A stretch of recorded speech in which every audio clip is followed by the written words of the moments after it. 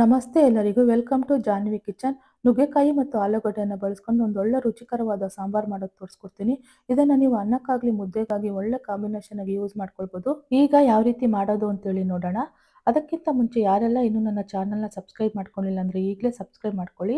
ನಾನು ಇಲ್ಲೊಂದು 4 ರಿಂದ 5 ನುಗ್ಗೆಕಾಯಿ ತೊಗೊಂಡಿದ್ದೀನಿ. ಅದನ್ನು ನೀಟಾಗಿ ತೊಳೆದು ಈ ರೀತಿ ಕಟ್ ಮಾಡ್ಕೊಂಡಿದ್ದೀನಿ.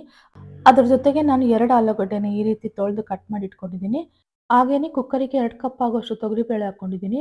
ಹಾಕೊಂಡು ನೀಟಾಗಿ ತೊಳೆದು ಇಟ್ಕೊಂಡಿದ್ದೀನಿ. ಅದ್ರ ಜೊತೆಗೆ ನಾನು 1 ಈರುಳ್ಳಿನ ಕಟ್ ಮಾಡಿ ಹಾಕ್ಕೊಳ್ತಿದ್ದೀನಿ. 3 ಟೊಮೆಟೊ ಹಾಗೆ ಈ ರೀತಿ ಕಟ್ ಮಾಡಿ ಹಾಕ್ಕೊಳ್ತಾ ಇದ್ದೀನಿ. ನಂತರ ಜೊತೆಗೆ ಸ್ವಲ್ಪ ಅರಿಶಿಣದ ಪುಡಿ ಹಾಕ್ಕೊಳ್ತೀನಿ. ಹಾಗೇನೆ ಸ್ವಲ್ಪ ಎಣ್ಣೆ ಹಾಕ್ಕೊಳ್ತೀನಿ. ಒಂದು 2 ಡ್ರಾಪ್ಸ್ ಎಣ್ಣೆ ಹಾಕ್ಕೊಳ್ತೀನಿ. ಬೇಳೆ ಎಲ್ಲ ನೀಟಾಗಿ ಬೇಯಬೇಕು ಅಂತೇಳಿ. ಬೇಳೆ ಬೇಯೋದಕ್ಕೆ ಎಷ್ಟು ನೀರು ಬೇಕೋ ಅಷ್ಟು ನೀರು ಹಾಕ್ಕೊಂಡು ಒಂದು 3 ವಿಜಿಲ್ ಕೂಗಿಸ್ಕೊಳ್ತೀನಿ. ಬೇಳೆ ಬೇಯೋಷ್ಟೊತ್ತಿಗೆ ನಾನು ಇಲ್ಲೊಂದು ಮಸಾಲ ರೆಡಿ ಮಾಡ್ಕೊಳ್ತೀನಿ.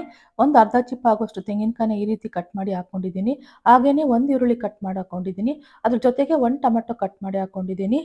ಇದ್ರ ಜೊತೆಗೇನೆ ನಾನು ಅರ್ಧ ಗಡ್ಡೆ ಆಗುವಷ್ಟು ಬೆಳ್ಳುಳ್ಳಿ ಹಾಕ್ಕೊಳ್ತೀನಿ. ಹಾಗೇನೆ ಸಾಂಬಾರು ಪುಡಿ ಮಾಡ್ಕೊಂಡಿರ್ತೀವಲ್ಲ ಮನೇಲೆಲ್ಲ, ಅದನ್ನು 1 ಕಪ್ ಹಾಕ್ಕೊಳ್ತೀನಿ ಈ ಅಳತೆದಲ್ಲಿ.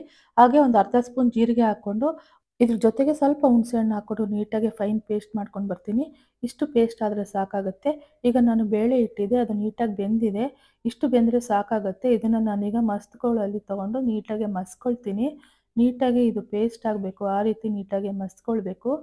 ಬೇಳೆ ಬೇಯುವಾಗ ನಾನು ಸ್ವಲ್ಪ ಎಣ್ಣೆ ಹಾಕಿ ಬೇಯಿಸಿದ್ನಲ್ಲ, ಹಾಗಾಗಿ ನೀಟಾಗಿ ಚೆನ್ನಾಗಿ ಬೇಳೆ ಬೆಂದಿದೆ. ಹಾಗಾಗಿ ಇದು ಮಸಿಯೋದಕ್ಕೆ ಹೆಚ್ಚು ಟೈಮ್ ತಗೊಳ್ಳೋದಿಲ್ಲ. ಬರೀ 2 ನಿಮಿಷದಲ್ಲಿ ಇದು ನೀಟಾಗಿ ಈ ರೀತಿ ಮಸ್ಕೋಬೋದು. ನೋಡಿ, ಇಷ್ಟು ರೆಡಿ ಆದರೆ ಸಾಕು. ಈಗ ಸ್ಟವ್ ಮೇಲೆ ಒಂದು ಪಾತ್ರೆ ಇಟ್ಕೊಳ್ತೀನಿ. ಅದಕ್ಕೆ ಸ್ವಲ್ಪ ಎಣ್ಣೆ ಹಾಕ್ಕೊಳ್ತೀನಿ. ಎಣ್ಣೆ ಕಾದ ನಂತರ ಒಗ್ಗರಣೆಗೆ ಸಾಸಿವೆ ಹಾಕ್ಕೊಳ್ತೀನಿ ಸ್ವಲ್ಪ. ಸಾಸಿವೆ ಸ್ವಲ್ಪ ಸಿಡಿದ ಮೇಲೆ ಸ್ವಲ್ಪ ಕರಿಬೇವಿನ ಸೊಪ್ಪು ಹಾಕ್ಕೊಳ್ತೀನಿ. ಹಾಗೇನೆ ರುಬ್ಬಿಟ್ಕೊಂಡಿದ್ದಂಥ ಮಸಾಲಾನ ಹಾಕ್ಕೊಳ್ತೀನಿ. ಹಾಕ್ಕೊಂಡು ನೀಟಾಗಿ ಇದನ್ನು ಸ್ವಲ್ಪ ಫ್ರೈ ಮಾಡ್ಕೊಳ್ಬೇಕು. ಈ ರೀತಿ ಫ್ರೈ ಮಾಡ್ಕೊಳ್ಬೇಕು. ಮಸಾಲ ಸ್ವಲ್ಪ ಫ್ರೈ ಆದಮೇಲೆ ನಾವು ಬೇಯಿಸಿಟ್ಕೊಂಡಿದ್ದಂಥ ಬೇಳೆನ ಹಾಕ್ಕೊಳ್ಳೋಣ. ನೋಡಿ, ಈಗ ಹಾಕ್ಕೊಳ್ತೀನಿ ಬೇಳೆನ. ಬೇಳೆ ಹಾಕ್ಕೊಂಡಿದ ನಂತರ ನೀಟಾಗಿ ಎಲ್ಲ ಮಿಕ್ಸ್ ಮಾಡ್ಕೊಂಡ್ಬಿಡೋಣ ಒಂದ್ಸರಿ. ಈ ರೀತಿ ನೀಟಾಗಿ ಎಲ್ಲ ಒಂದ್ಸರಿ ಮಿಕ್ಸ್ ಮಾಡ್ಕೊಂಡ್ಬಿಟ್ಟು, ನಿಮಗೆ ಸಾಂಬಾರು ಯಾವ ಕನ್ಸಿಸ್ಟೆನ್ಸಿಗೆ ಬೇಕೋ ಅಷ್ಟು ನೋಡಿ ನೀರು ಹಾಕ್ಕೊಳ್ಳಿ.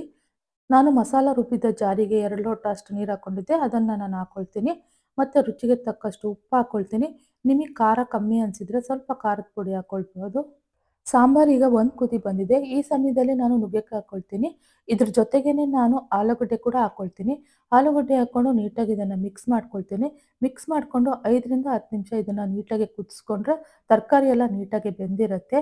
ನೋಡಿ, ಎಷ್ಟು ಚೆನ್ನಾಗಿ ನುಗ್ಗೆಕಾಯಿ ಆಲೂಗಡ್ಡೆ ಸಾಂಬಾರು ರೆಡಿಯಾಗಿದೆ. ಇದನ್ನು ನೀವು ಅನ್ನಕ್ಕಾಗಲಿ ಮುದ್ದೆಗಾಗಲಿ ಒಳ್ಳೆ ಕಾಂಬಿನೇಷನ್ ಆಗಿ ಯೂಸ್ ಮಾಡ್ಕೊಳ್ಬೋದು. ತುಂಬಾ ರುಚಿಕರವಾಗಿರುತ್ತೆ. ಈ ರೀತಿ ನೀವೆಲ್ಲ ಒಂದ್ಸಲ ಟ್ರೈ ಮಾಡಿ ಅಂತ ಹೇಳ್ತಾ, ಇವತ್ತಿನ ವಿಡಿಯೋ ನಿಮಗೆಲ್ಲ ಇಷ್ಟ ಆಗಿದ್ರೆ ಲೈಕ್ ಮಾಡಿ, ಶೇರ್ ಮಾಡಿ, ಸಬ್ಸ್ಕ್ರೈಬ್ ಮಾಡಿ, ಕಮೆಂಟ್ ಮಾಡಿ ಅಂತ ಹೇಳ್ತಾ ಇವತ್ತಿನ ವಿಡಿಯೋನ ಎಂಡ್ ಮಾಡ್ತೀನಿ. Thank you for watching.